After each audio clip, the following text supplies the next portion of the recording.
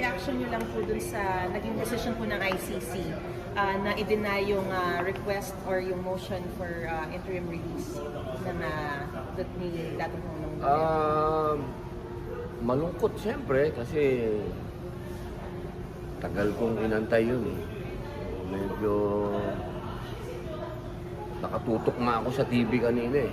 Kaya nga ako umalis sa plenary sandali. Nakita ako, nood ako, nagantay ako. Pero nung nagbabasa na yung judge, sabi na niya yung mga merits, sabi ko sa aking lawyer, wala na to. Malungkot na to. Yun po, malungkot. Siyempre, depressed. Kasi inasahan natin yun. Inasahan natin. Dahil tandaan na si Digong. Hindi naman tayo humihingi ng kahit ano na hindi naman sa threat kasi sinasabi threat. Paano naging threat yung matanda? Kaya lang siyempre, desisyon nila. Opo. Mabalik kayo doon? Matagal pang recess namin eh. Hindi naman pwedeng umalis nang hindi pa tapos. Pero siyempre babalik.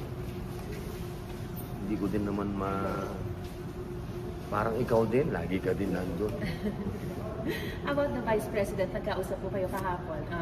May sinabi po ba siyang plans to go to The Hague anytime soon? Kahapon, hindi kami nagkausap tungkol doon, pero narinig ko siya. May kausap siya eh.